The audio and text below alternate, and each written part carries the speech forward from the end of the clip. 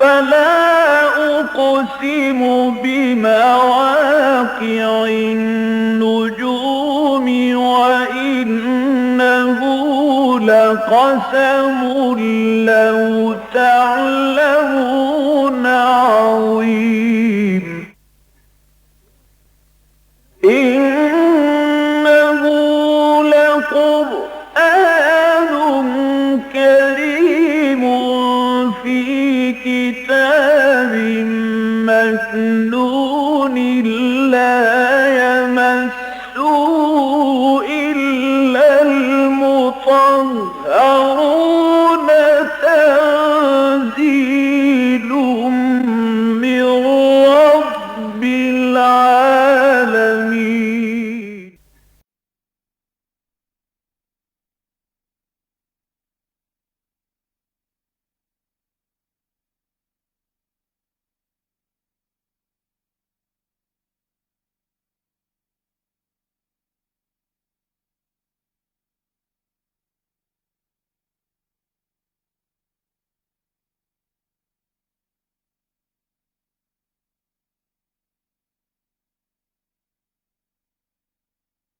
بسم اللہ الرحمن الرحیم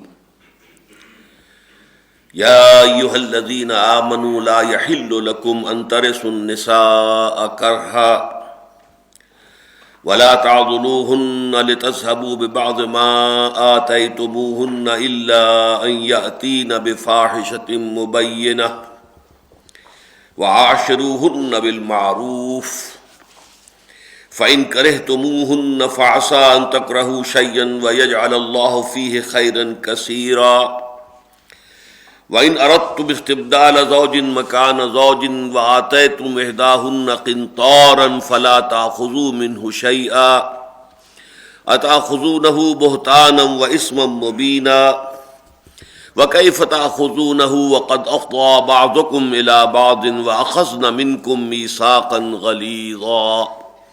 صدق اللہ العظیم رب اشرح لی صدری ویسر لی امری واحلل عقدۃ من لسانی یفقہوا قولی اللہم ربنا الہمنا رشدنا واعذنا من شرور انفسنا اللہم ارنا الحق حقا وارزقنا اتباعہ وارنا الباطل باطلا وارزقنا اجتنابہ اللہم ربنا آنس وحشتنا فی قبورنا وارحمنا بالقرآن العظیم اللہم ارحمنا بالقرآن العظیم اللہم اجعلہ لنا اماما ونورا وہدی ورحمہ اللہم ذکرنا منہ ما نسینا وعلمنا منہ ما جہلنا وارزقنا تلاوتہ آناء اللیل واطراف النہار واجعلہ لنا حجتا یا رب العالمین آمین۔ سورہ نساء کے بارے میں یہ بار بار عرض کر چکا ہوں کہ اس کا ابتدائی حصہ جو تقریباً 4 رکوعوں پر مشتمل ہے، اس میں انسانی معاشرے کے جو کمزور طبقات ہیں ان کے ضمن میں ہدایات نازل ہوئی۔ چنانچہ آپ نے دیکھا کہ سب سے پہلے رکوع میں سب سے زیادہ زور اور تفصیل آئی یتیموں کے بارے میں، ان کے حقوق، ان کے مال کی حفاظت کرنا، ان کے مال ہڑپ نہ کر جانا، لہذا وہ چونکہ کمزور ہوتے ہیں، ان کے پیچھے کوئی نہیں ہے، وہ بے یار و مددگار رہ گئے ہوتے ہیں۔ ان میں سے بھی خاص طور پر یتیم لڑکیاں کہ جن کے بارے میں لوگوں کو خیال ہوتا تھا کہ ان سے تو جیسے چاہیں ہم نکاح کر لیں، انہیں مہر دیں یا نہ دیں، اپنے گھروں میں ڈال لیں، تو اس کے ضمن میں بڑی تاکید کے ساتھ احکام آئے۔ اس کے ساتھ ہی پھر خواتین کے بارے میں، اس لیے کہ ظاہر بات ہے کہ یہ بھی صنف نازک ہے، انسانی معاشرے میں کمزور حصہ ہے، اس کے حوالے سے اس کے حقوق، اور پھر یہ کہ اس کے ضمن میں سب سے بڑی بات یہ کہ یہ نہ سمجھو کہ اس کا وراثت میں کوئی حصہ نہیں ہے۔ جیسے کہ مردوں کے لیے جو کچھ بھی والدین نے ترکہ چھوڑا ہو اس میں حصہ ہے، اسی طریقے سے عورتوں کے لیے بھی ہے۔ اب اس ضمن میں پھر قرآن کا قانون وراثت جو ہے وہ 2 آیات کے اندر بہت ہی مفصل طور پر، اگرچہ بہت ہی اجمال کے ساتھ، کم سے کم الفاظ میں، لیکن یہ کہ کوئی گوشہ خالی نہیں رہنے دیا گیا، پوری کے پورے قانون وراثت کو وہاں بیان کر دیا گیا۔ اس کے بعد پھر یہ کہ معاشرے کے اندر جو بھی آوارگی اور جو جنسی انارکی پیدا ہوتی ہے اس کے حوالے سے کچھ احکام دیے گئے، خاص طور پر عورتوں کے بارے میں، کہ ان کے ساتھ اس معاملے میں اگر ان میں سے کوئی اس قسم کی کسی حرکت کا ارتکاب کرتی ہے تو کیا معاملہ کیا جائے گا۔ لیکن اس کے ضمن میں پھر پورا معاملہ جو ہے اس پورے مسئلے کو لے لیا گیا کہ فحاشی جو ہے اور کوئی غلط قسم کی جو جنسی انارکی ہے اس کا اور پرورشن ہے، اس کے ضمن میں اسلامی معاشرے میں کیا اقدام ہونے چاہیے۔ اب پھر معاملہ چل رہا، اس کے ضمن میں ایک بہت اہم مضمون آ گیا تھا، یعنی یہ کہ قرآن حکیم میں یہ احکام کے ضمن میں حکمت کی جو آیات آتی ہیں وہ بہت اہم ہوتی ہیں۔ قرآن میں ایسا نہیں ہے کہ جیسے کہ آپ کو معلوم ہے کہ قانون کی کتاب ہوتی ہے وہ صرف قانون سے بحث کرتی ہے، دفعات چلے آ رہے ہیں قانون ہی کے، لیکن قرآن مجید میں آپ دیکھتے ہیں کہ قوانین آ رہے ہیں، ساتھ ہی تقویٰ کی تلقین آ رہی ہے، ساتھ ہی آخرت کی یاد دہانی کرائی جا رہی ہے، اس لیے کہ جب تک دل میں اللہ کا خوف نہ ہو اور آخرت کی جواب دہی کا احساس نہ ہو، محض قانون جو ہے وہ معاشرے کی اصلاح نہیں کر سکتا، ایک حد تک کر سکتا ہے لیکن یہ کہ اس سے زائد نہیں جا سکتا۔ قانون کو تو کھلونا بھی بنایا جا سکتا ہے، اس کے ساتھ کھیلا جا سکتا ہے، اس کے ساتھ استہزاء ہو سکتا ہے، اس کو جس طرح چاہے انسان جو ہے وہ موم کی ناک کی طرح موڑ سکتا ہے۔ لہذا اس کے ساتھ ہی تقویٰ، اللہ تعالیٰ کی خدا ترسی کا معاملہ، پھر یہ کہ آخرت کی جواب دہی کا معاملہ، پھر اس کے ساتھ ہی حکمت کے بڑے قیمتی موتی، جیسے کہ پچھلا جو درس ہمارا تھا اس میں توبہ کی حقیقت، کہ انسان سے گناہ کا صادر ہو جانا کوئی بڑی بات نہیں ہے۔ کل بنی آدم خطاؤن، حضور نے فرمایا تمام بنی آدم نہایت خطا کار ہیں، خطا ہوتی ہے، بلکہ عربی کا ایک مقولہ الانسان مرکب من النسیان والخطا، انسان تو دو چیزوں کے مجموعے کا نام ہے، بھول بھی ہو جاتی ہے اور خطا بھی ہو جاتی ہے، بھول کے بھی کوئی غلط حرکت کر بیٹھتا ہے، اور یہ کہ نیت نہیں ہوتی غلط کام کرنے کی لیکن پھر غلط کام کو سرزد ہو جاتا ہے، تو انسان تو در حقیقت ان دو چیزوں کے مجموعے کا نام ہے، مرکب ہے، الانسان مرکب من النسیان والخطا۔ تو اس اعتبار سے توبہ کا جو انسٹیٹیوشن ہے کہ اگر انسان خلوص کے ساتھ اللہ تعالیٰ کی جناب میں اپنی گہری پشیمانی کے احساس اور جذبات کے ساتھ کہ یہ میں کیا کر بیٹھا ہوں، یہ مجھے نہیں کرنا چاہیے تھا، یہ میں اپنے جذبات کی رو میں بہہ کر کیا کر گیا، یا میں حالات کے اندر جو ہے کچھ ماحول کے زیر اثر یہ کیا حرکت مجھ سے صادر ہو گئی، اس کی شدید پشیمانی ہو اور اس کے ساتھ توبہ کرے، تو یہ گویا کہ قرآن مجید میں اور جس طریقے سے احادیث کے اندر واضح کیا گیا، قرآن مجید میں یہ مقام اس میں بہت اہم ہے، اور سورہ فرقان کے آخری رکوع بہت اہم ہے، وہاں جو ہے وہ توبہ کی کچھ شرائط بھی بیان ہوئی ہیں۔ یہاں یہ کہا گیا ہے کہ فوری طور پر اگر توبہ کر لے انسان، ایک خطا ہوئی فوراً انسان جو ہے جیسے کہ اونگ گیا تھا، اونگ میں کوئی حرکت ہو گئی ہے، اونگ گیا تھا وہ، اس کے ہوش جو ہے اس وقت پورے طور پر ٹھکانے نہیں رہے تھے، چاہے وہ جذبات کے تحت اور چاہے ماحول کے تحت، کسی بھی وجہ سے کسی کے زیر اثر جو ہے اس وقت جو ہے اس کے اوپر اس کی خودی، اس کی انا، اس کی روح کی گرفت نہیں رہی تھی، اور اس خبر کوئی غلط کام اسے سرزد ہو گیا تو جیسے ہی ہوش میں آئے فوراً توبہ کرے، تو اللہ نے فرمایا کہ ایسے شخص کی توبہ کو قبول کرنا ہمارے ذمہ واجب ہے۔ بلکہ میں نے پچھلی مرتبہ آپ کو بتایا تھا کہ قاضی ثناء اللہ پانی پتی تو کہتے ہیں کہ فرض قطعی فرض ہے، اللہ تعالیٰ نے اپنے ذمہ لیا ہوا ہے کہ میرا جو بندہ اس طریقے سے خطا کر بیٹھے گا لیکن فوری طور پر توبہ کر لے گا تو اس کی توبہ کو قبول کرنا تو میرے ذمہ واجب ہے، فرض ہے۔ البتہ یہ کہ دوسری انتہا یہ بتائی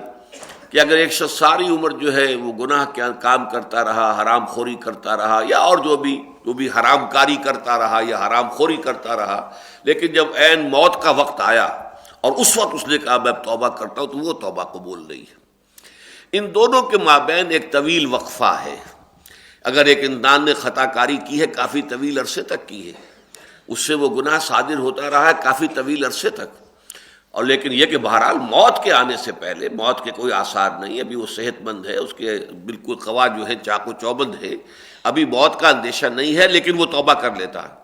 یہ وہ چیز ہے جس کی توقع دلائی گئی ہے کہ اللہ تعالیٰ ایسی توبہ کو بھی قبول کر لے گا، بلکہ مفسرین کے نزدیک تو در حقیقت یہ پوری زندگی جو ہے بہت مختصر شے ہے، اور یہ بھی فوری ہی توبہ شمار ہوگی، بلکہ اس سے بھی آگے بڑھ کر احادیث میں آتا ہے، وہ میں آپ کو سنا چکا ہوں پچھلی مرتبہ، کہ ایک شخص توبہ کرتا ہے لیکن پھر تھوڑے عرصے کے بعد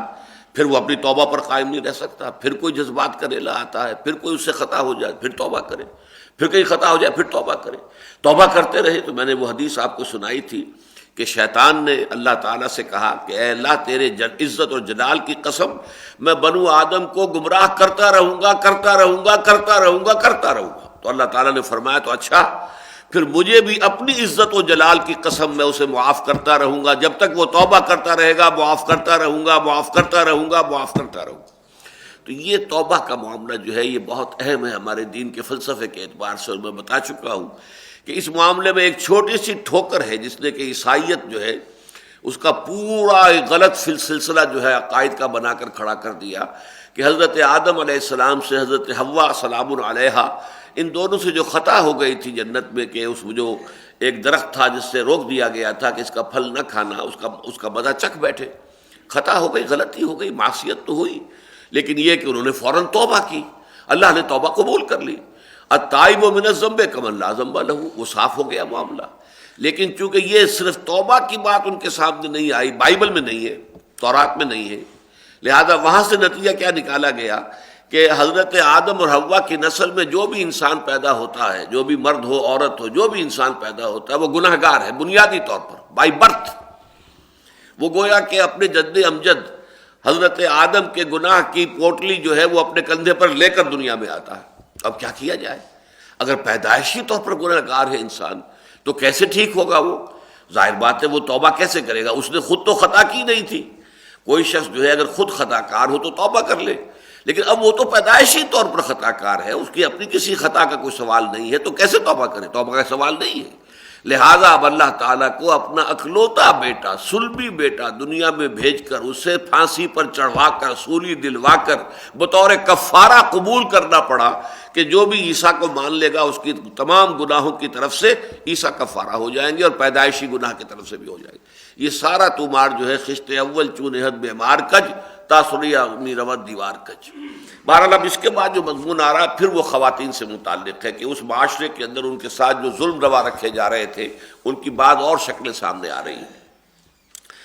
یا ایھا الذین آمنوا لا یحل لکم ان ترثوا النساء کرہا، اہل ایمان تمہارے لیے یہ حلال اور جائز نہیں ہے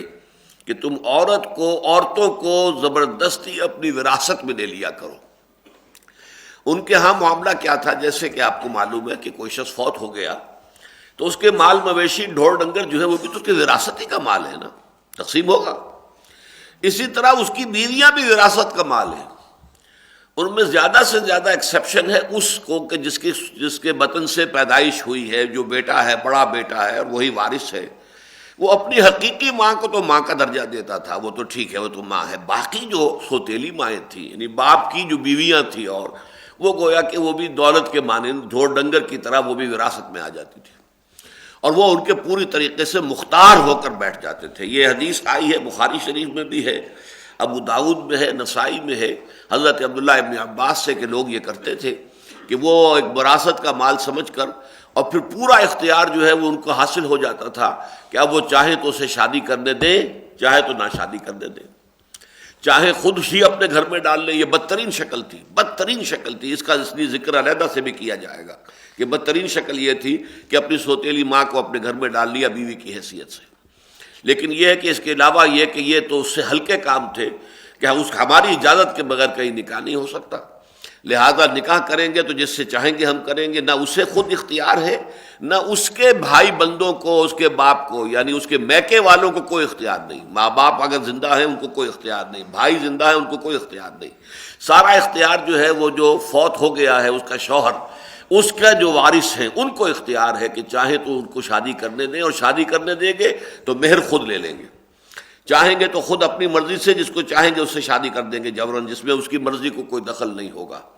اور ورنہ یہ کہ اس کو پھر روکے رکھیں گے، نہ شادی کرنے دیں گے، نہ خود اپنے میں سے کسی کے ساتھ اس کی شادی کریں گے، نہ اپنے گھر میں ڈالیں گے، لیکن یہ کہ روکے رکھیں گے یہاں تک کہ وہ تنگ آ کر جو بھی کچھ اس کو اگر کچھ ملا تھا، کوئی مال دیا تھا باپ نے جو فوت ہو گیا، اس نے اگر کوئی مہر کے طور پر کچھ چیز دی تھی، جب تک وہ سب واپس نہ اس سے لے لے اس وقت تک اس کا راستہ خالی نہیں کرتے تھے۔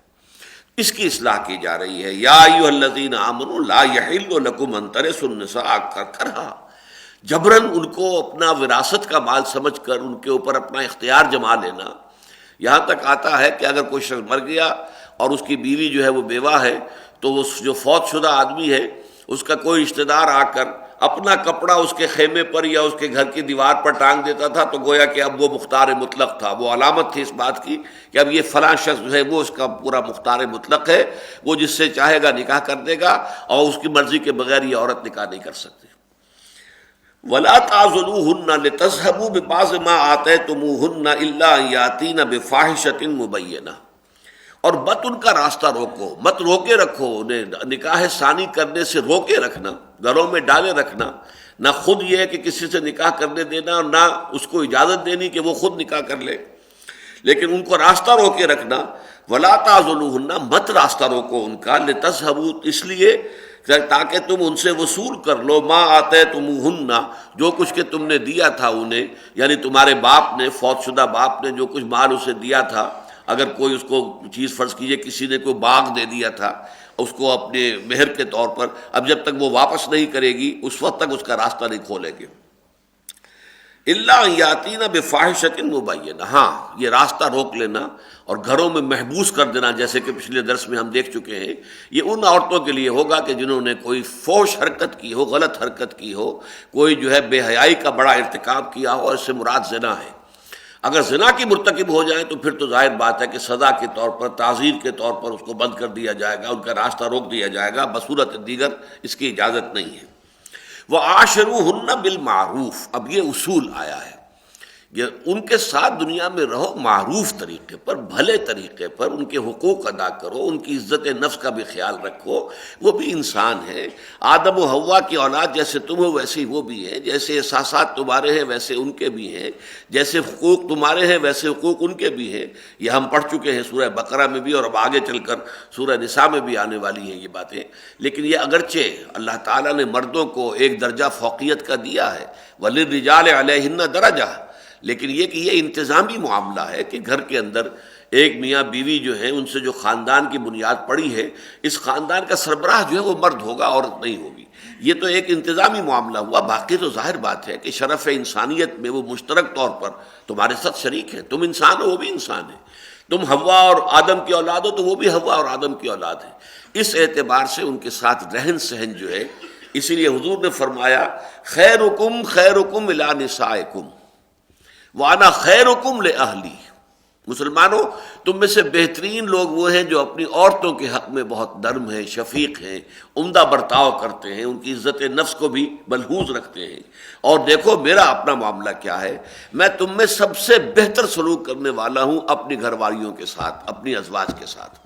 میری نرمی دیکھو، میرا ان کے ساتھ برتاؤ دیکھو، ان کی دلجوئی دیکھو، یہاں تک کہ ان کی دلجوئی کی خاطر جو ہے اپنے اوپر ایک شے جو ہے حرام کر لی، جس پر کہ اللہ تعالیٰ نے سورہ تحریم میں آپ نے دیکھا لما تحرم ما احل اللہ لک تبتغی مرضات ازواجک،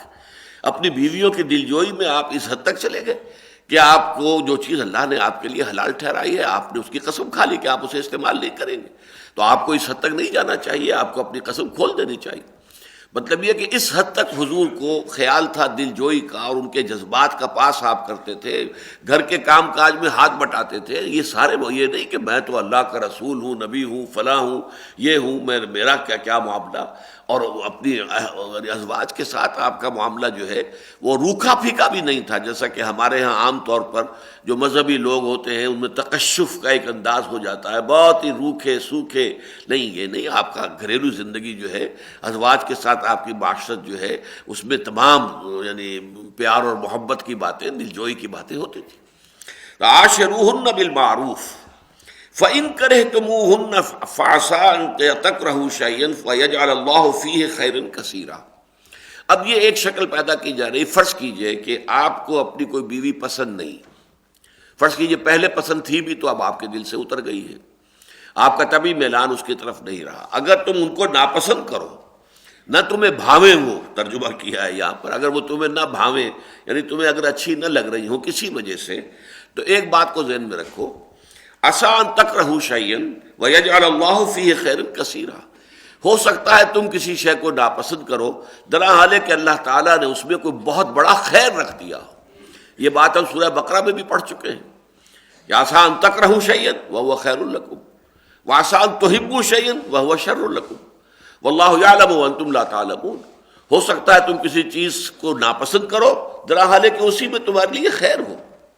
اور یہ بھی ہو سکتا ہے کہ تم کسی چیز سے محبت کرو، پسند کرو، درا حالے کہ وہ فی الواقع تمہارے لیے شر ہو۔ اللہ جانتا ہے، تم نہیں جانتے۔ لہذا اس اصول کو سامنے رکھ کر انسان سوچے کہ اگر مجھے، اور حدیث میں فرمایا گیا ہے کہ سوچو اس کے اندر کوئی اور خیر ہوگا، کسی ایک پہلو سے تمہیں وہ اگر ناپسندیدہ محسوس ہو رہی ہے، کسی اور پہلو سے اس کے اندر کوئی خیر ہوگا، کوئی سیرت میں، کردار میں، اس کی شخصیت میں کوئی اور پہلو ایسا ہوگا، تلاش کرو اس پہلو کو، تاکہ اس کو نگاہ میں جما کر اور اس پر نگاہوں کو مرکوز کر کے ان کی طرف جو ہے وہ میلان تمہارا اثر نو قائم ہو جائے۔ فَإِن كَرِهْتُمُوهُنَّ فَعَسَىٰ أَن تَكْرَهُوا شَيْئًا وَيَجْعَلَ اللَّهُ فِيهِ خَيْرًا كَثِيرًا وَإِنْ أَرَدتُّمْ اسْتِبْدَالَ زَوْجٍ مَكَانَ زَوْجٍ، اور اگر تم فیصلہ کر ہی لو کہ ایک بیوی کو ہٹا کر دوسری بیوی لاؤ گے، وَآتَيْتُمْ إِحْدَاهُنَّ قِنْطَارًا، اور تم نے ان میں سے کسی کو جس کو کہ تم اب طلاق دینا چاہ رہے ہو، علیحدہ کر رہے ہو، اسے ڈھیروں مال بھی دیا ہو وہ مہر کے طور پر، فلا تاخذوا منہ شیئا، تو اب تم اس سے کوئی شے نہیں لے سکتے، تمہیں پورا کا پورا وہ مال اسی کے حوالے رکھنا ہوگا۔ اب اس میں پہلی بات تو یہ آئی کہ اگر تم چاہو، یہ تو ایک اعتبار سے تو بات بالکل واضح ہو گئی کہ اگر ایک ہی بیوی ہے اور وہ اب کسی وجہ سے ناپسند ہو گئی ہے، طبیعت کا میلان نہیں رہا ہے، تو واقعی صورت ایسی ہے، آگے چل کر اس سورہ مبارکہ کے اندر یہ بات آ جائے گی، وہ ہم پڑھ بھی چکے ہیں وہ آیات، کہ اگر کوئی ایسی شکل بن جائے کہ کسی طرح پر بھی اب طبیعت کے اندر موافقت نہیں ہو رہی ہے، تو پھر سیپریشن بہتر ہے۔ خامخواہ جو ہے کسی عورت کو لٹکائے رکھنا، معلق رکھنا، وہ معلقہ ہو جائے کہ نہ وہ شوہر والی ہے اور نہ وہ آزاد ہے کہ کہیں اور نکاح کر سکے،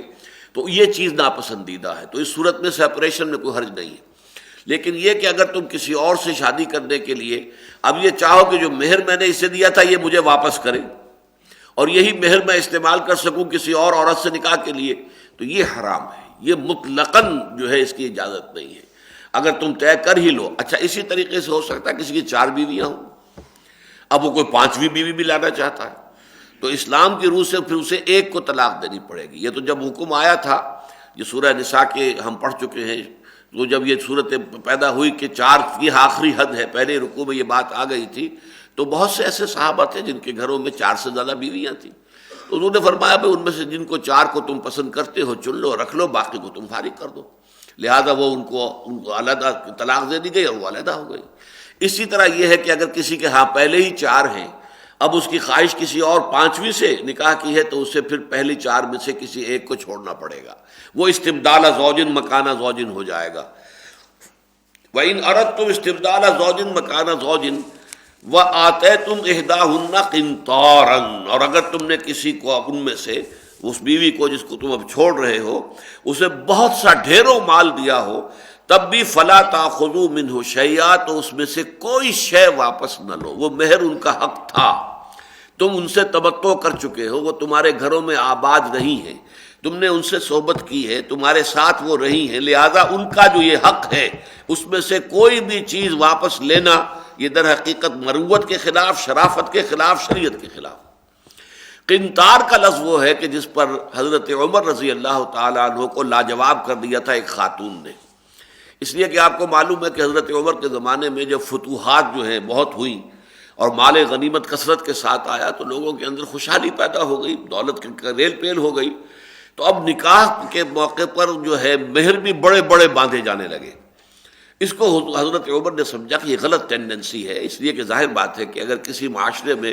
یہ بڑے مہر رکھنے کا رواج ہو جائے تو پھر غریب لوگوں کے لیے تو نکاح کرنا دشوار ہو جائے گا، ناممکن ہو جائے گا، اس لیے کہ کون ہوگا پھر کہ جو اپنی بچی کا نکاح جو ہے وہ کم مہر کے اوپر کرنے کو تیار ہو، جبکہ عام معاشرے میں رواج جو ہے وہ زیادہ مہر کا ہو چکا ہو،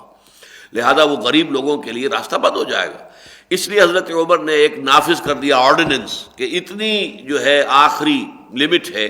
اس سے زیادہ مہر نہیں باندھا جائے گا۔ اس پر حضرت عمر کو ایک خاتون نے پکڑ لیا کہ اے عمر تم کون ہوتے ہو ہمارے حق کے اوپر، یہ مہر ہمارا حق ہے، اللہ نے اس پر کوئی حد نہیں لگائی کہ اس سے زیادہ مہر نہیں ہوگا، اللہ کے رسول نے کوئی حد نہیں لگائی، بلکہ قرآن قنطار کا لفظ استعمال کرتا ہے کہ اگر تم نے ڈھیروں مال دیا ہو، سونا دیا ہو ڈھیروں، تب بھی تم اس سے کچھ واپس نہیں لے سکتے، تو تم کون ہوتے ہو ہمارے حق کے اوپر پابندی لگانے والے؟ تو حضرت عمر رضی اللہ تعالیٰ عنہ نے فرمایا آج ایک عورت نے عمر کو دین سکھایا، اور اپنا آرڈیننس واپس لے لیا۔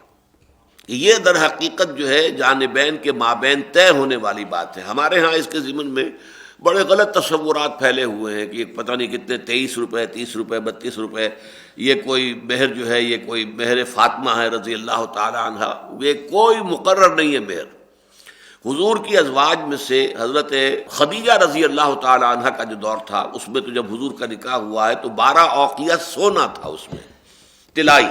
12 اوقیہ۔ لیکن اس کے بعد آپ نے جتنے نکاح کیے ہیں مدینہ منورہ میں، تو اس میں آپ کا جو 500 درہم 12 اوقیہ، لیکن وہ چاندی کی شکل میں 12 اوقیہ، جو 500 درہم بنتے ہیں، ایک درہم جو ہے 3.5 ماشے چاندی کا بنتا ہے، یہ رہا ہے۔ اب ہمارے ہاں اگر وہ چاندی کے اعتبار سے جو ہے وہ حساب لگایا جائے تو جتنی بھی رقم بنے گی، یہ تمام ازواج کا یہ معاملہ رہا ہے کہ 500 درہم پر آپ نے نکاح کیا۔ البتہ اس میں ایک استثناء رہا، اور وہ تھا حضرت ام حبیبہ رضی اللہ تعالی عنہ۔ وہ چونکہ وہاں حبشہ میں تھیں، اور وہاں جو ان کا ساتھ ان کا شوہر گیا تھا، ان کے ساتھ دونوں گئے تھے میاں بیوی ہجرت کر کے، وہ شوہر مرتد ہو گیا، وہ عیسائی ہو گیا، لہذا وہ نکاح ختم ہو گیا۔ تو اب چونکہ وہ بغیر شوہر کے رہ گئی، تو حضور نے پھر دلجوئی کے لیے، حضور ہجرت فرما کر مدینہ تشریف لے جا چکے تھے، تو مدینہ سے پھر پیغام بھیجا ہے کہ وہاں شادی کا ان کو، اور وہاں پر پھر نجاشی رحمۃ اللہ علیہ، حضرت نجاشی، وہ چونکہ صحابی نہیں ہیں، حضور سے ملاقات نہیں ہوئی ہے لیکن ایمان لے آئے تھے، لہذا انہیں تابعین میں شمار کیا جاتا ہے، اس لیے میں رضی اللہ تعالیٰ عنہ نہیں کہہ رہا بلکہ رحمۃ اللہ علیہ۔ حضرت نجاشی نے نکاح پڑھایا، اور حضور کی طرف سے 4000 درہم یہ جو ہے خود اپنے طرف سے حضور کی جانب سے خود ادا کیا ہے مہر، اور یہ سب سے بڑا مہر ہے جو حضور صلی اللہ علیہ وسلم کی ازواج مطہرات کا ہوا ہے۔ تو گویا کہ اپنی جگہ پر تو یہ ہے کہ بہت زیادہ نہیں ماننا چاہیے، لیکن اس میں کوئی حد نہیں ہے، اور اس قنطار کے حوالے سے اس خاتون نے حضرت عمر کو لاجواب کیا، اور حضرت عمر نے اپنا آرڈیننس واپس لیا۔ فلا تاخذوا منه شيئا، تو اس میں سے کچھ بھی واپس نہ لو۔ اتاخذونه بهتانا واثما مبینا، کیا تم لوگے ان سے زیادتی کرتے ہوئے، ناحق اور ایک گناہ کا ارتکاب کرتے ہوئے؟ یہ اس کا حق تھا، حق تلفی کر رہے ہو، اس کے حق میں سے جو واپس اب لیتے ہو در حقیقت یہ گناہ ہے، یہ اسم ہے، یہ تو بہتان کے درجے میں آ جائے گا۔ بہتان ایک قولی ہوتا ہے، ایک عملی ہوتا ہے، یہ گویا کہ عملی بہتان ہے، ناحق ارتکاب ہے۔ وَكَيْفَ تَأْخُذُونَهُ وَقَدْ أَفْضَىٰ بَعْضُكُمْ إِلَىٰ بَعْضٍ، اور کیسے تم اس مہر میں سے کچھ واپس لیتے ہو جبکہ تم بے حجاب ہو چکے ہو ایک دوسرے کے ساتھ؟ یہ گویا کہ کنایا ہے، تمہارا جو ہے صحبت ہو چکی ہے، مجامعت ہو چکی ہے، ہم بستری ہو چکی ہے، اور ظاہر بات ہے اس سے زیادہ قرب تو تصور نہیں ہو سکتا کہ جو ایک مرد ایک عورت کے مابین ہوتا ہے۔ تو اس حوالے سے جب کہ تم ایک دوسرے سے اتنے قریب اور اتنے بے حجاب ہو چکے ہو ایک دوسرے کے سامنے، وَأَخَذْنَ مِنْكُمْ مِيثَاقًا غَلِيظًا، انہوں نے تم سے بڑا ایک پختہ عہد لیا ہے۔ یہ پختہ عہد نکاح کا عہد ہے۔ نکاح کو جب تم نے قبول کیا ہے تو، اور 2 گواہوں کی موجودگی میں کیا ہے، اس کا اعلان عام ہوا ہے، تو یہ در حقیقت ایک بڑا مضبوط میثاق غلیظ ہے، یہ قرآن مجید کہتا ہے۔ اس لیے کہ نکاح کے وقت جو ہے اس نیت کا ہونا ضروری ہے کہ یہ عمر بھر کے لیے سنجوگ ہے، یہ وقتی نہیں ہے۔ نکاح موقت یہ شیعوں کے ہاں ہے، متع جو ہے وہ شیعوں کے ہاں ہے، ہمارے ہاں سنیوں کے ہاں وہ کسی وقت جائز تھا لیکن پھر حرام مطلق ہو گیا ہے۔ بہت سی چیزیں ایسی تھیں جو بالکل آخر میں آ کر حرام کی گئی ہیں، انہی میں سے سود کا معاملہ بھی ہے، شراب کا معاملہ بھی بہت دیر میں آ کے آخر حرام مطلق ہوا ہے۔ لیکن یہ ہے کہ اسی طرح کا معاملہ متع کا جو اہل تشیع کے ہاں اب بھی وہ کہتے ہیں کہ وہ صحیح ہے، اس لیے کہ وہ چیزیں کہ جو حضور کے آخری دور میں آ کر حرام ہوئیں اور ان کی پوری طریقے سے شہرت نہیں ہوئی، اس لیے کہ ذرائع ابلاغ تو تھے نہیں، نہ کوئی پرنٹنگ تھی، نہ کوئی الیکٹرانک میڈیا کا تو کوئی سوال ہی نہیں تھا، وہاں پہ تو کوئی پرنٹنگ وغیرہ بھی نہیں تھی، لہذا وہ خبریں پہنچتے پہنچتے وقت لگتا تھا۔ کسی شے کی تحریم کے حکم کو جو ہے اس کا عام ہونا جو ہے اس میں وقت لگتا تھا، لہذا اس میں بھی وقت لگا، اور لوگوں کو بعضوں کو یہ خیال رہا کہ شاید اس کی حرمت نہیں ہوئی ہے۔ اس حرمت کو پھر حضرت عمر نے نافذ کیا رضی اللہ تعالیٰ عنہ، اور شیعوں کا معاملہ یہ ہے کہ وہ حضرت عمر کے دشمن ہیں، لہذا حضرت عمر رضی اللہ تعالیٰ عنہ نے جو کام بھی کیا اس کی مخالفت وہ اپنے ذمہ فرض سمجھتے ہیں، لہذا اسی طریقے سے یہ جو ایبسینٹی لینڈ لارڈزم ہے، زراعت کا معاملہ، اس کی بھی حرمت بہت آخری دور میں حضور نے فرمائی، اس کا بھی حکم نہیں لوگوں تک نہیں پہنچ سکا، بہت بعد میں جا کر پہنچا ہے، اور اس کے بعد بہت سے صحابہ جو مزارعت کرا رہے تھے اپنی زمینوں پر، پھر انہوں نے اس کو ترک کیا ہے، تو انہی میں سے یہ بھی ہے۔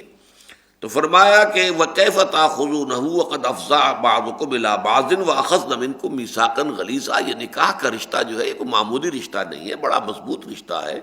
انسانی رشتوں کے اندر یہ بہت ہی یہ سمجھیے مضبوط ترین رشتہ ہے، اور اللہ کا شکر ہے کہ ہمارے معاشرے میں ابھی تک یہ کیفیت باقی ہے۔ ایک دفعہ شادی ہو گئی، 50 سال 60 سال ساتھ رہ رہے ہیں، اور اس میں جو ہے کہیں کو رکھنا نہیں آتا۔ یہ ابھی تک ہمارا یہ فیملی سسٹم جو ہے یہ کسی درجے انٹیکٹ ہے، اگرچہ ہمارا اونچا طبقہ جو ہے اس کے اندر خرابیاں آ چکی ہیں، لیکن مغرب تلا ہوا اس پر کہ ہمارے اس نظام کو ختم کر دے، توڑ پھوڑ کر رکھ دے۔ اور جو حال ان کا ہوا ہے کہ معاشرتی زندگی جو ہے درہم برہم ہو گئی ہے، خاندانی نظام جو ہے بالکل ختم اور مختل ہو کر رہ گیا، وہ چاہتے ہیں کہ یہی معاملہ ہمارا بھی ہو جائے۔ بہرحال یہ تو جو بھی بیجنگ کانفرنس تھی، یا یہ کہ کائرو کانفرنس تھی، یا پھر بیجنگ +5 کانفرنس ہوئی ہے UNO کے تحت، ان سب کا ایجنڈا یہی ہے کہ مشرق میں اور خاص طور پر عالم اسلام میں جو خاندانی نظام کا بندھن جو ہے ابھی کچھ مضبوط ہے، اس کو کسی طریقے سے توڑ پھوڑ کر رکھ دیا جائے۔ وَلَا تَنكِحُوا مَا نَكَحَ آبَاؤُكُمْ۔ اب یہ وہ بات آ گئی خاص جو میں نے کہا تھا کہ یہ معاملہ کہ ایک شخص فوت ہوا ہے، اس کی ایک بیوی تو وہ ہے کہ جس سے وہ اولاد ہے، بڑا بیٹا ہے، وہ وارث ہے، اور اس کے بعد یہ کہ باقی جو بیویاں اس کی ہیں وہ گویا کہ ڈھور ڈنگر کی طرح، جیسے کہ اگر کوئی گائیں بھینسیں تھیں تو وہ وراثت میں آ گئی، ایسے وہ بیویاں جو ہے وہ بھی وراثت میں آ گئی۔ اور اس وراثت میں آ کر ایک تو طریقہ یہ ہوا کہ اب ان کے نکاح کا پورا اختیار اپنے ہاتھ میں لے لیا۔ اسلام نے تو اس کے بعد پورا کا پورا اختیار عورت کو دیا ہے۔ عورت بیوہ ہو گئی یا عورت جو ہے مطلقہ ہے، عدت کی حد تک کا جو بھی پابندی اس پر ہے وہ عدت پوری ہو جائے، اس کے بعد وہ آزاد ہے، وہ جہاں چاہے جو ہے، اگر وہ طلاق مغلظ نہیں تھی تو اپنے سابقہ شوہر سے دوبارہ نکاح کر سکتی ہے۔ اگر یہ کہ 3 طلاقیں ہو چکی ہیں تو دوسرا معاملہ ہے کہ پھر تو وہ جب تک کہ کسی اور مرد سے نکاح نہ ہو اور پھر وہ بھی طلاق دے دے تب پھر وہ پہلے شوہر سے کی طرف رجوع ہو سکتا ہے، ورنہ نہیں۔ لیکن اگر ایسی شکل نہیں ہے، مغلظ طلاق نہیں ہے، تو سابقہ شوہر سے نکاح ہو سکتا ہے، جو جہاں چاہے نکاح کر سکتی ہے۔ اسی طرح ہم سورہ بقرہ میں پڑھ آئے ہیں کہ کوئی شخص بیوہ ہو گئی ہے تو جب تک عدت جو ہے 4 مہینے 10 دن جو ہے پورے نہ ہوں، اس وقت تک اگلا نکاح نہیں ہو سکتا۔ البتہ اس دوران میں تمہیں خیال آئے، تم کوئی اشارے کنائے سے کوئی بات پہنچا دو کہ ٹھیک ہے آپ کی جب مدت ختم ہو جائے گی تو پھر میں آپ سے نکاح کر لوں گا، تو یہاں تک بھی اجازت ہے، اشارے کنائے میں پیغام دے دینے کی بھی اجازت ہے۔ لیکن اس کے اندر اختیار مطلق عورت کا ہے، عورت کو جو شوہر کے ورثاء کا کوئی اس میں دخل نہیں ہے کہ وہ فیصلہ کریں گے۔ تو جیسا کہ میں نے عرض کیا تھا، اس میں بدترین صورت یہ تھی کہ خود اپنے گھر میں ڈال لیا اور اسے اپنی بیوی بنا لیا۔ تو یہ ان کو نکاح تو مانتے تھے، ان کے قانونی طور پر وہ نکاح جائز تھا، لیکن بہت ہی ناپسندیدہ، بہت مکروہ نکاح مقت، اور اس سے اگر اولاد ہو جاتی تھی اسے مقیت کہتے تھے۔ یہ اولاد بھی یہ کوئی اچھی اولاد نہیں ہے، یہ بھی در حقیقت بہت ہی یوں سمجھیے کہ بری اور مکروہ اولاد ہے، نکاح اس کو مقیت کہتے تھے۔ تو فرمایا کہ وَلَا تَنكِحُوا مَا نَكَحَ آبَاؤُكُمْ، مت نکاح کرو ان سے جن سے نکاح کیا تھا تمہارے باپوں نے، باپ بھی آ جائے گا، دادا بھی آ جائے گا، کوئی بھی ہے۔ مَا نَكَحَ آبَاؤُكُمْ مِنَ النِّسَاءِ، خواتین میں سے، إِلَّا مَا قَدْ سَلَفَ، سوائے اس کے جو ہو گیا۔ اب تک جو حکم نہیں دیا گیا تھا، اب تک بات قرآن میں نہیں آئی تھی، لہذا جو ہو گیا ہو گیا، اس کے لیے تو اب یہ کہ اس چیپٹر کو اوپن نہیں کیا جائے گا، لیکن آئندہ کے لیے اب یہ حرام مطلق ہے۔ وَلَا تَنكِحُوا مَا نَكَحَ آبَاؤُكُمْ مِنَ النِّسَاءِ إِلَّا مَا قَدْ سَلَفَ إِنَّهُ كَانَ فَاحِشًا، یہ بڑی بے حیائی کی بات ہے۔ وہ مقتا، یہی لفظ آ گیا مقت، اس معاشرے میں بھی یہ لفظ استعمال ہوتا تھا، نکاح مقت، مقتا بہت ہی یعنی گھناؤنی شے، بہت ہی بری شے، بہت ہی بیزار کن شے ہے، وساء سبیلا، اور بہت برا راستہ ہے۔ جیسا کہ میں نے عرض کیا کہ اس کی اولاد بھی اگر ہو جاتی تھی پھر تو اسے کہتے تھے مقیت۔ اور حضور کے زمانے میں حضور کے جو مخالفین تھے شدید، ان میں سے 2 جو ہیں، اسس بن قیس یہ بھی مقیت تھا، اور ابو معیط جو تھا جس کا بیٹا جو ہے عقبہ ابن ابی معیط، یہ گویا کہ ابو جہل کا دست راست تھا، وہ بھی مقیت تھا۔ یعنی اس کے باپ کی بھی معاملہ یہی تھا کہ اس کے دادا نے اپنی سوتیلی ماں کو جو ہے وہ اپنے گھر میں ڈال لیا تھا، اور اس سے یہ ابو معیط ہوا، اور اس کا پھر بیٹا جو ہے یہ عقبہ ابن ابی معیط تھا۔ انه کان فاحشۃ ومقتا وساء سبیلا۔ اب یہ جو چند چیزیں یہاں بیان ہوئی، اس کے حوالے سے اب قانون آ رہا ہے جو ابدی قانون ہے، یعنی وہ رشتے کہ جن میں نکاح حرام مطلق ہے، کسی شکل میں نکاح نہیں ہو سکتا۔ حرمت علیکم امہاتکم، تم پر حرام کر دی گئی ہیں تمہاری مائیں. یہ ماں بھی ہوگی، پھر ماں سے اوپر نانی اور جو بھی چلے، اور دادی اور جو بھی رشتہ چلے، یہ سب کے سب ماں کے انزیل میں آ جائیں گے، اوپر رشتے جو بھی جائیں گے. امہاتکم و بناتکم، اور بیٹیاں، بیٹیوں میں پھر نواسیاں، پوتیاں، یہ سب شامل ہوں گی، ان سے نکاح نہیں ہو سکتا. وہ اخواتکم، تمہاری بہنیں، اور یہ بہنیں چاروں قسم کی ہوں گی. عینی ہوں یعنی باپ اور ماں دونوں مشترک ہیں، اللاتی ہوں کہ باپ وہی ہے ماں جدا ہے، اخیافی ہوں ماں وہی ہے باپ جدا ہے، یا رضاعی ہوں اگر ماں نے دودھ پلا دیا تھا ان کی. تو یہ چاروں بہنیں جو ہیں، چاروں قسم کی بہنیں جو حرام مطلق ہے، یہ ابدی ہے حرمت، ہمیشہ ہمیشہ کے لیے، کسی شکل میں جائز نہیں نکاح. حرمت علیکم امہاتکم و بناتکم و اخواتکم و عماتکم، تمہاری پھوپھیاں، و خالاتکم، تمہاری خالائیں، و بنات الاخ، اور بھائی کی بیٹیاں یعنی بھتیجیاں، و بنات الاخت، اور بہن کی بیٹیاں یعنی بھانجیاں، و امہاتکم اللاتی ارضعنکم، اور تمہاری وہ مائیں جنہوں نے تمہیں دودھ پلایا ہے. اب اس میں ذرا بحث ہے ہمارے ہاں، جو ہمارے چاروں جو مسلک ہیں اہل سنت کے، ان کے نزدیک یہ دودھ پلانا صرف ایام رضاعت تک کا معاملہ ہے، کہ جس سے کہ وہ رضاعت جو ہے ثابت ہو جاتی ہے اور حرمت ہو جاتی ہے. اس کے بعد اس سے بڑی عمر کے اگر کسی بچے کو دودھ پلایا ہے تو وہ بچے کو یا کسی جوان کو کسی عورت نے دودھ پلا دیا ہے تو اس سے وہ حرمت رضاعت ثابت نہیں ہوتی. البتہ ایک خاص صحابیہ کے لیے حضور نے کوئی اس طرح کا حیلہ جو ہے تجویز کیا تھا، اس کی حدیث آتی ہے، تو ہمارے ہاں تو اس کو قبول نہیں کیا گیا اس حدیث کو، لیکن اہل حدیث حضرات اس کو تسلیم کرتے ہیں کہ اگر کبھی ایسا ہوتا ہے، مثلا ہمارے ہاں بھی آج کل ہوتا ہے، کسی عورت نے اس کے ہاں اولاد نہیں تھی، اپنی بہن کا بچہ جو ہے وہ بالکل شیر خوار ہی پیدا ہوتے ہی لے لیا، اب وہ اس نے ہی پالا ہے، پوسا ہے، اس کو پروان چڑھایا ہے، بڑھایا ہے، اب وہ بڑا ہو گیا. اب بڑا ہو گیا تو کیا وہ اس کے لیے محرم ہوگا یا نہیں ہوگا؟ ظاہر بات ہے کہ وہ یہ منہ بولا بیٹا تو شریعت میں کوئی شے ہے ہی نہیں، منہ بولا بیٹا محرم، وہ جوان ہے تو اب اس سے پردہ کرنا چاہیے کہ نہیں کرنا چاہیے. تو یہ معاملہ جو ہے ایک صحابیہ کے ساتھ پیش آیا تھا اس حدیث کی روح سے. تو حضور نے فرمایا کہ تم اسے 5 مرتبہ دودھ پلا دو، تو اس سے یہ ہے، یا یہ کہ اپنی بہن کا دودھ پلوا دو، اس لیے کہ یہ اس میں حدیث میں یہ آتا ہے کہ اس کی بہن کے ہاں اس وقت ولادت ہوئی اور اس وقت اس کی چھاتیوں میں دودھ تھا، تو بہن سے دودھ پلوا دیا تو وہ رضاعت جو رشتے جو ہیں نسب کی بنیاد پر حرام ہو جاتے ہیں، جن میں نکاح نہیں ہو سکتا، وہ رضاعت کی بنیاد پر بھی ہو جاتے ہیں. اس حدیث کی روح سے ابو داؤد ظاہری نے اس کا جواز دیا ہے، اور امام ابن تیمیہ نے بھی جواز کا فتویٰ دیا ہے. لیکن ہمارے ہاں چاروں جو بھی فقہ ہیں، حنفی، مالکی، شافعی، حنبلی، وہ اس کو جائز قرار نہیں دیتے، بلکہ صرف یہ کہ رضاعت سے جو بھی بات ثابت ہوتی ہے وہ صرف جب کہ ایام جو ہے رضاعت کے 2 سال یا بعض کے نزدیک 2.5 سال، اس کے اندر کی عمر کے اگر دودھ پیا ہے کسی خاتون کا تو رضاعت ثابت ہوگی، ورنہ نہیں. بہرحال یہ تفصیلی احکام ہے فقہ کے، اس میں زیادہ ہم نہیں جا سکتے. وَأُمَّهَاتُكُمُ اللَّاتِي أَرْضَعْنَكُمْ، اور تمہاری وہ مائیں کہ جنہوں نے تمہیں دودھ پلایا، وَأَخَوَاتُكُمْ مِنَ الرَّضَاعَةِ، اور جو رضاعی بہنیں تمہاری ہیں. رضاعی بہن، جیسا کہ میں نے عرض کیا کہ جتنے رشتے نسب کی بنیاد پر حرام مطلق ہیں، اتنے ہی رشتے رضاعت کی بنیاد پر بھی. رضاعت جو ہے وہ تقریباً نسب کے ہم پلہ ہے اسلامی شریعت میں اس اعتبار سے. وَأُمَّهَاتُ نِسَائِكُمْ، اور تمہاری عورتوں کی مائیں جنہیں ہم ساس کہتے ہیں، تمہاری ساسیں. ربائبکم اللاتی فی حجورکم من نسائکم اللاتی دخلتم بہن،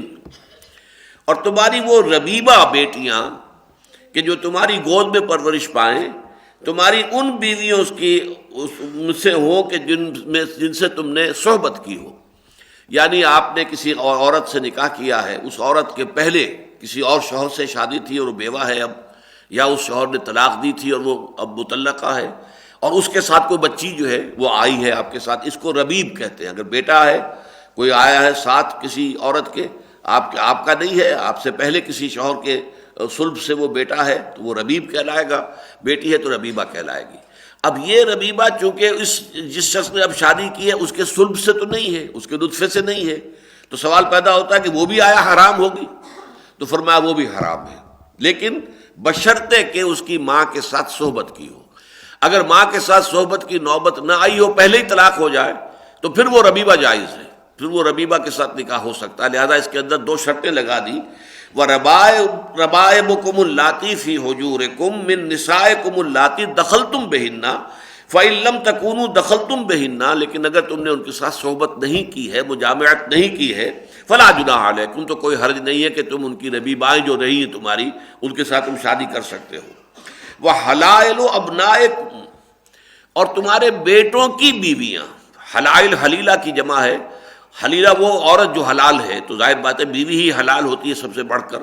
اس کے ساتھ انسان جو ہے جو بھی جنسی تعلق قائم کرتا ہے وہ حلال ہے۔ وہ حلائل ابنائکم الذین من اصلابکم، تمہارے ان بیٹوں کی بیویاں جو تمہارے صلب سے ہوں، منہ بولے بیٹے کا معاملہ نہیں ہے، جیسا کہ آپ کو معلوم ہے حضرت زینب بنت جحش رضی اللہ تعالیٰ عنہ کے ساتھ جو معاملہ ہوا کہ ان کا جو نکاح حضور نے کروایا تھا حضرت زید ابن حارثہ رضی اللہ تعالیٰ عنہ کے ساتھ، اور پھر انہوں نے جو ہے وہ طلاق دے دی، تو پھر حضور سے ان کا اللہ تعالیٰ کے حکم سے نکاح ہوا، پہلے آسمان پر پھر زمین پر، تو اس لیے تاکہ یہ رسم جو ہے ٹوٹ جائے، ورنہ عرب میں یہ تھا کہ منہ بولا بیٹا بھی بالکل بیٹے کے مانند تھا،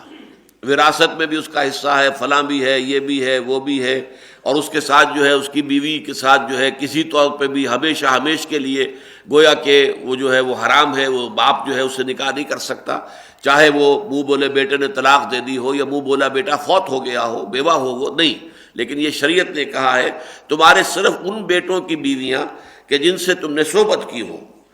وَأَن تَجْمَعُوا بَيْنَ الْأُخْتَيْنِ، اور یہ بھی حرام ہے کہ تم دو بہنوں کو ایک نکاح میں جمع کرو۔ ایک بہن اگر آپ کے پہلے نکاح میں ہے تو دوسری بہن اس وقت نکاح میں نہیں آ سکتی، ہاں پہلی یہ بہن جو ہے فوت ہو جائے یا اسے آپ نے طلاق دی ہو، تب تو پھر اس کی بہن کے ساتھ جو ہے نکاح ہو سکتا ہے۔ یہ گویا کہ محرمات ابدیہ میں سے نہیں ہے، یہ اس حوالے سے ہے کہ چونکہ کوئی عورت آپ کے نکاح میں ہے تو اس کی بہن جو ہے وہ آپ کے لیے اب حرام ہے، جب تک کہ وہ پہلی بہن جو ہے یا تو وہ فوت ہو یا آپ طلاق دیں، اس کے بغیر جو ہے ان دونوں کو جمع کرنا جائز نہیں۔ لیکن اسی کو ایکسٹینڈ کیا حضور نے صلی اللہ علیہ وسلم کہ جیسے دو بہنوں کو ایک نکاح میں جمع نہیں کیا جا سکتا، اسی طرح خالہ اور بھانجی کو بھی جمع نہیں کیا جا سکتا، اور پھپھی اور بھتیجی کو بھی جمع نہیں کیا جا سکتا۔ یہ اضافہ ہے محمد الرسول اللہ صلی اللہ علیہ وسلم کی جانب سے، اور یہ اصول ہے کہ حدیث کے ذریعے سے، سنت کے ذریعے سے قرآن پر اضافہ ہو سکتا ہے، قرآن کی کسی چیز کی نفی نہیں ہو سکتی، لیکن قرآن پر اضافہ جو ہے وہ ہو سکتا ہے۔ اس حوالے سے یہاں جو ہے اس کو نوٹ کر لیجئے، اس کی ایک اہم مثال یہی ہے، وَأَن تَجْمَعُوا بَيْنَ الْأُخْتَيْنِ إِلَّا مَا قَدْ سَلَفَ، جیسے پہلے آیا تھا ویسے یہاں دوبارہ آ گیا، جو کچھ پہلے ہو چکا، اب ظاہر بات ہے اس کو انڈو کرنا ممکن نہیں ہے، وہ معاملہ جو گزر چکا، آئندہ اب یہ قانون ہے ابدی۔ ان اللہ کان غفور الرحیم، یقیناً اللہ تعالیٰ غفور ہے، رحیم ہے، جو پہلے جو کچھ ہو گیا اس کے لیے غفور الرحیم ہے۔ آئندہ کوئی حرکت کرو گے تو اللہ تعالیٰ کی طرف سے پکڑ ہوگی، وہ گناہ شمار ہوگا، معصیت شمار ہوگی۔ اب ایک اور کیٹیگری ہے، والمحصنات من النساء الا ما ملکت ایمانکم، اور وہ عورتیں جو کسی اور کے قید نکاح میں ہوں۔ یہ محسن اور احسان، اس کو ذرا اچھی طرح سمجھ لیجئے کہ اس کے معنی کیا ہے۔ حصن کہتے قلعے کو، جس کی چار دیواری ہے، جس کا فصیل ہے، اس کے اندر جو ہے محفوظ ہے، تو عورت جو کسی کے نکاح میں ہے، یہ گویا کہ ایک خاندان کی ایک دیوار، اب اس کی پروٹیکشن حاصل ہے۔ اسی طریقے سے وہ عورتیں کہ جو خاندانی ہوں، شریف زادیاں جن کو ہم کہتے ہیں، ایک ہیں کنیزیں، لونیے نہیں، جو خاندانی عورتیں ہیں، آزاد عورتیں ہیں، وہ بھی چاہے نکاح ان کا بھی نہیں ہوا ہو، لڑکیاں ہوں، وہ ابھی کنواری لڑکیاں، وہ بھی محسنہ ہوں گی کہ خاندان کا حصار ان کے گرد ہے، انہیں بھی ایک حفاظت حاصل ہے، ایک پروٹیکشن حاصل ہے، اس کے گرد جو ہے ایک فصیل موجود ہے۔ تو احسان دو طرح کا ہو گیا، یا تو کسی کے قید نکاح میں ہونے کی وجہ سے کوئی عورت محسنہ ہے کہ وہ کسی کے نکاح میں ہے اور اس نے اپنے گھر میں آباد کیا ہے، گھر کی چار دیواری ہے۔ چادر اور چار دیواری کا لفظ جو ہے کثرت کے ساتھ استعمال ہوا تھا ضیاء الحق صاحب کے دور میں، تو چار دیواری جو ہے خاندان کا جو ہے وہ نکاح کا تعلق ہے، تو وہ محسنات یہاں اس معنی میں آیا ہے کہ اگر کسی اور کے گھر میں کوئی عورت آباد ہے تو اب ظاہر بات ہے کہ آپ کے لیے حرام ہے۔ جب تک کہ وہ شخص فوت نہ ہو اور یہ بیوہ ہو جائے،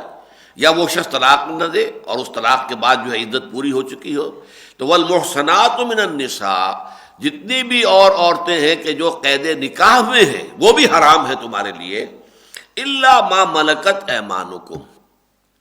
سوائے اس کے جو تمہاری ملک یمین بن جائیں۔ فرض کیجیے کفار کے ساتھ آپ کا مقابلہ ہوا اور اس میں آپ کی کوئی لونیاں جو ہیں بن کر جو ہیں وہ پی او ڈبلیوز خواتین آئیں اور انہیں تقسیم کر دیا گیا، تو اگرچہ ان کا وہاں شادی ہے کفار کے ہاں، اور وہاں ان کے کافر جو بھی ہے مشرک شوہر، انہوں نے ان کو طلاق نہیں دی ہے، قید نکاح میں ہے لیگلی، لیکن اب وہ ملک یمین ہونے کے ناطے سے، لونڈی ہونے کے ناطے سے آپ کے لیے جائز ہے کہ آپ اس سے تعلق کریں۔ یہ ہے الا والمحصنات من النساء، جو عورتیں بھی کسی کی قید نکاح میں ہوں وہ حرام مطلق ہے تمہارے لیے، الا ما ملکت ایمانکم، سوائے ان کے کہ جن کے تمہارے داہنے ہاتھ مالک ہو جائیں، وہ تمہاری جائز شرعی اعتبار سے، فقہی اعتبار سے، شریعت کی روح سے وہ جائز تمہاری لونیاں ہوں تو وہ بھی تمہارے لیے جائز ہو جائیں گی، چاہے ابھی ویسے وہ قانونی طور پر اپنے وہ جو شوہر ہیں کافر اور مشرک ان کی نکاح میں ہیں۔ تو یہ ایکسیپشن ہوئی محسنات میں سے۔ کتاب اللہ علیکم، اب یہ قانون پورا ہوا، یہ اللہ کی کتاب ہے تم پر، تمہارے ذمے، اللہ کا قانون ہے، یہ اللہ کی طرف سے فرض ہے، اس کو ہلکا نہ جانو۔ یہ محرمات جن کی یہ فہرست دی گئی ہے، اس کو یہ نہ سمجھو کہ معمولی معاملہ ہے اور جیسے چاہیں ہم کر لیں، اونچ نیچ کر لیں، آگے پیچھے کر لیں، قطعاً نہیں۔ کتاب اللہ علیکم، اللہ آپ کو معلوم آتا ہے کسی ذمہ داری کے لیے۔ انما التوبۃ علی اللہ للذین یعملون السوء بجہالۃ ثم یتوبون من قریب، اللہ کے ذمے ہے کہ وہ توبہ قبول کرے ان لوگوں کی کہ جو کسی نادانی میں، جہالت میں، جذبات کی رو میں بہہ کر غلط حرکت کر بیٹھتے ہیں پھر فوراً توبہ کرتے ہیں۔ اسی طرح کتاب اللہ علیکم، یہ اللہ کا فرمان ہے، اللہ کا حکم ہے، واجب الاذعان ہے، واجب التعمیل ہے، واجب التنفیذ ہے تمہارے لیے۔ وَأُحِلَّ لَكُم مَّا وَرَاءَ ذَلِكُمْ، باقی رشتے جو ہیں دنیا کے وہ تمہارے لیے جائز ہیں، یعنی یہ کہ شریعت نے صرف وہ معاملہ واضح کر دیا کہ جہاں تمہارا نکاح نہیں ہو سکتا،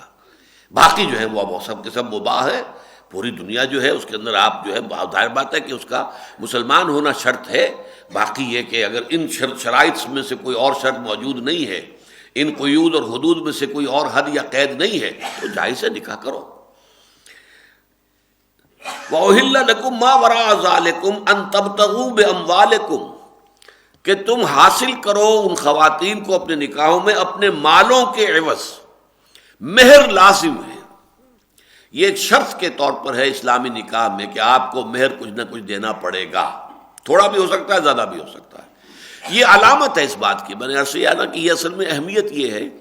کہ جب خاندانی نظام قرآن بنانا چاہتا ہے اس میں مرد کو قوام بنانا ہے، اسی صورت میں آگے آ جائے گا رجال قوامون علی النساء۔ اب یہ قوامیت جو ہے اس کی علامت یہ ہے، اگرچہ شادی ویسے آپ صحیح ہے، دیکھیے کہ فزیولوجیکلی اور ویسے بھی شادی مرد کی بھی ضرورت ہے، عورت کی بھی ضرورت ہے۔ عورت کی زندگی بھی نامکمل ہے مرد کے بغیر، اور مرد کی زندگی بھی نامکمل ہے عورت کے بغیر، گویا کہ دونوں طالب بھی ہیں مطلوب بھی ہیں، لیکن شریعت نے یہ مہر کی رقم مقرر کر کے گویا کہ ایک کو طالب قرار دیا، دوسرے کو مطلوب قرار دیا۔ شوہر ہے جو طالب بنتا ہے، تبتغوا، تم چاہو، یہ مردوں سے خطاب ہو رہا ہے، ان تبتغوا باموالکم، اپنے مالوں کے عوض تم مہر دے کر نکاح کرو، محسنین غیر مسافحین، یہ شرط نمبر 2۔ محسن بننے کے لیے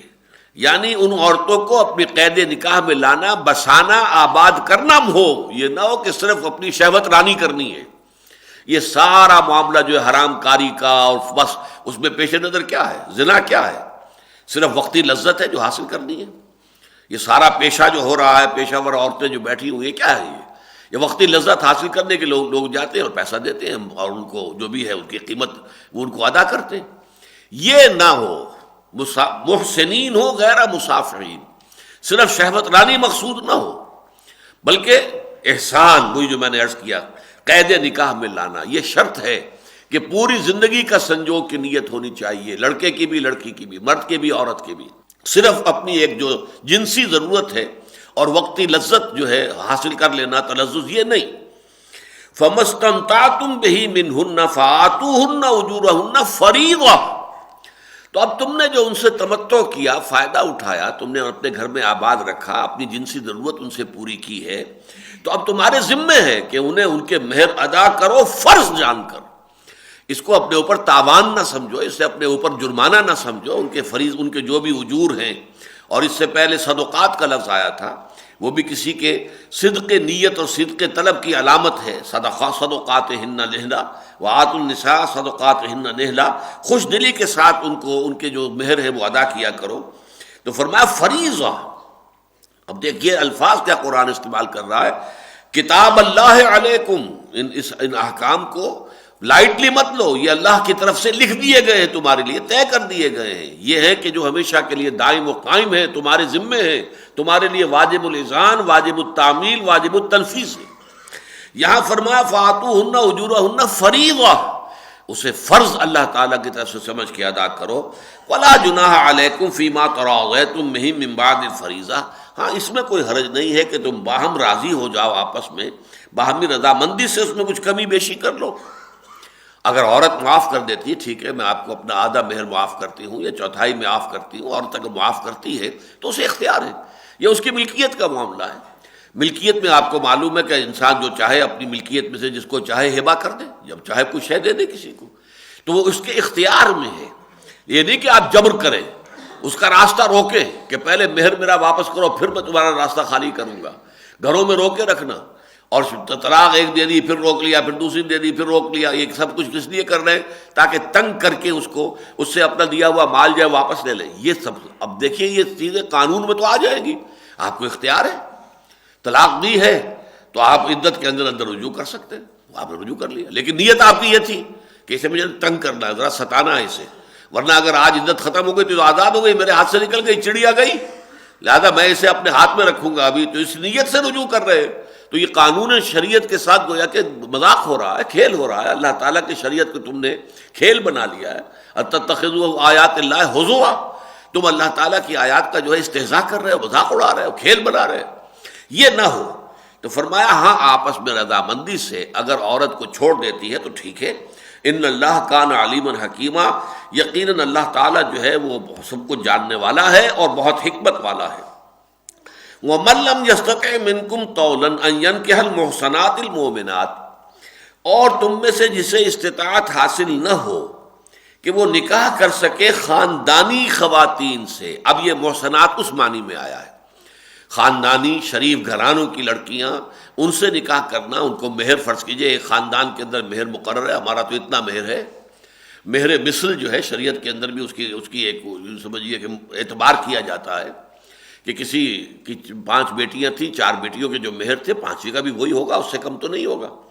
تو وہ مہر کا معاملہ فرض کیجئے کہ تمہاری ریچ سے باہر ہے، اس وقت تم نہیں نکاح کر سکتے۔ آج کل عرب میں اگر آپ کہیں جائیں تو وہاں بہت سے لوگ جو ہیں جو یہ خیرات مانگنے کے لیے ہوتے ہیں، وہ صاف اعلان کرتے ہیں کہ ہمیں شادی کرنی ہے اور مہر کے لیے پیسہ چاہیے، ہمارے پاس پیسہ چاہیے، اور وہ بیٹھ جاتے ہیں اور لوگوں نے دیتے ہیں کہ یہ تاکہ یہ بھی اپنا گھر آباد کر سکے۔ یعنی یہ نہیں وہ کہتے کہ ہم بھوکے مر رہے ہیں تو بھوکے مرنے کی وجہ سے ہم ہاتھ پھیلا، نہیں، شادی کرنی ہے، اس کے لیے مہر کے لیے پیسے چاہیے، مدد چاہیے، لوگ مدد کرتے ہیں۔ تو اب یہ کہ اگر تمہارے اندر استطاعت نہیں ہے، وَمَن لَّمْ يَسْتَطِعْ مِنكُمْ طَوْلًا أَن يَنكِحَ الْمُحْصَنَاتِ الْمُؤْمِنَاتِ فَمِمَّا مَلَكَتْ أَيْمَانُكُم مِّن فَتَيَاتِكُمُ الْمُؤْمِنَاتِ، تو پھر جو تمہاری لونڈیاں ہیں، مومن لونڈیاں، ان میں سے جس سے چاہو تم نکاح کر سکتے ہو۔ یہ مومن لونڈی کون ہے؟ پکڑی تو گئی تھی تو وہ کافر تھی، مشرک تھی، لیکن اب ایمان لے آئی، ایمان لانے کی وجہ سے وہ آزاد نہیں ہو جائے گی، لونڈی لونڈی ہی رہے گی، لیکن وہ مومنہ لونڈی ہوئی۔ اس لونڈی کے ساتھ کوئی آزاد مسلمان مرد نکاح کر سکتا ہے اس کے آقا کی اجازت سے۔ اس کا نتیجہ کیا نکلے گا کہ پھر آقا اس سے کوئی تعلق نہیں رکھے گا، گویا کہ جو حق اس آقا کے پاس تھا کہ اس سے تمتع کرے، اس سے صحبت کرے، وہ اپنا حق جو ہے وہ ٹرانسفر کر دیتا ہے کسی مسلمان مرد کو جو غریب ہے، جو کسی خاندانی آزاد عورت سے نکاح کرنے کی استطاعت نہیں رکھتا۔ تو لونڈیوں سے ظاہر بات ہے کہ ان کا نکاح بہت تھوڑے سے مہر کے اوپر ہو جاتا تھا۔ مما ملکت ایمانکم من فتیاتکم المؤمنات، اب اس میں ایک اندیشہ ہوتا تھا کہ ہو سکتا ہے کسی عورت نے صرف اپنے لیے ایک راستہ نکالنے کے لیے ہی وہ ایمان کا اعلان کر دیا ہو، دل میں اس کے ایمان نہ آیا ہو۔ جیسے کہ جب اعلان ہوا ہے سن 9 ہجری کے اندر کہ اب آئندہ جو ہے بس 4 مہینے کی مہلت ہے، یہ سارے جتنے بھی معاہدے ہیں یہ ختم، اور جو لوگ ایمان نہیں لائیں گے ان کا قتل عام کیا جائے گا، تو بہت سے لوگ ایمان اپنی جان بچانے کے لیے ایمان لے آئے۔ اسی طریقے سے فرض کیجئے کہ یہ کوئی کسی عورت نے یہ سمجھا ہوا مسلمان معاشرے کے اندر میں آئی گئی ہوں، لونڈی کی حیثیت سے یہاں ہوں، تو میں کیوں نہ مسلمان ہی ہو جاؤں تاکہ کچھ نہ کچھ تو میرا لحاظ کیا جائے گا کہ یہ مسلمان عورت ہے، تو اس نے ایمان جو ہے کلمہ پڑھ لیا۔ تو فرمایا واللہ اعلم بایمانکم، دیکھو تمہارے ایمان سے اللہ واقف ہے، تم اس کی بحث نہیں کر سکتے۔ جو بھی لونڈی ایمان لے آئی وہ مومنہ شمار ہوگی۔ آپ یہ نہیں کہہ سکتے تم خام خواہ جو ہے وہ اپنی جان بچانے کے لیے یا کوئی مفاد حاصل کرنے کے لیے یا کسی مسلمان مرد سے نکاح کرنے کے قابل ہو جانے کے لیے تم نے ایمان کا اعلان کیا ہے۔ اس کا حق کسی مسلمان کو حاصل نہیں ہے کہ کسی کے ایمان پر شک کرے۔ دوبارہ پڑھ لیں اس کو، وَمَن لَّمْ يَسْتَطِعْ مِنكُمْ طَوْلًا أَن يَنكِحَ الْمُحْصَنَاتِ الْمُؤْمِنَاتِ فَمِمَّا مَلَكَتْ أَيْمَانُكُم مِّن فَتَيَاتِكُمُ الْمُؤْمِنَاتِ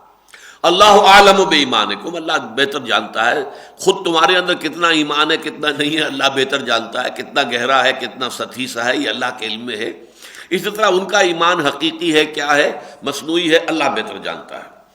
بعضکم من بعض، پھر ویسے بھی تم ایک دوسرے میں سے ہی ہو تو سب بنی آدم۔ یہ ٹھیک ہے کہ آج تمہاری حیثیت جو ہے وہ آزاد انسان کی ہے اس معاشرے کے اندر اور وہ لونڈی ہے یا غلام ہے، لیکن ہو تو تم بنی آدم سب کے سب۔ بعضکم من بعض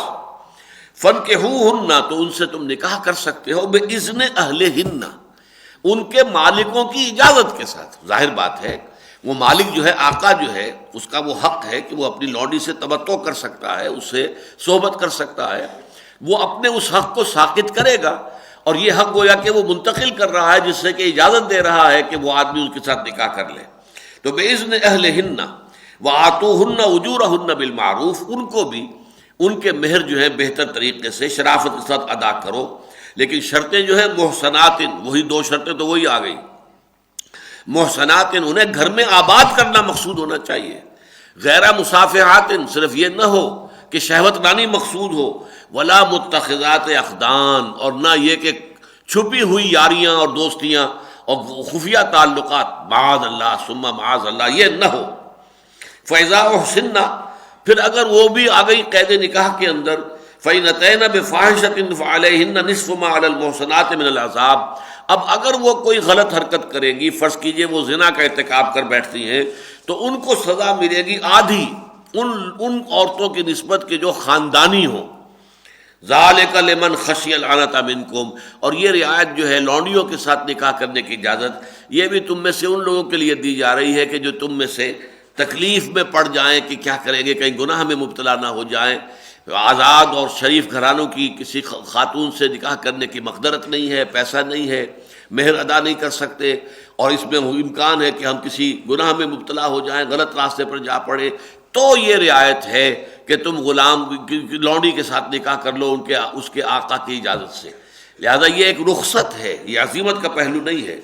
اور عظیمت کیا ہے؟ وَإِن تَصْبِرُوا، اگر تم صبر کر سکو، اپنے آپ کو تھام سکو، روکے رکھو، اپنی شہوت کو جو ہے قابو میں رکھو، خیر لکم، یہ تمہارے لیے بہتر ہے۔ واللہ غفور الرحیم، اور یقیناً اللہ تعالیٰ غفور بھی ہے، رحیم بھی ہے، بخشنے والا ہے، رحم فرمانے والا۔ بارک اللہ لی والقرآن العظیم ونفعنی وإیاکم بالآیات والذکر الحکیم۔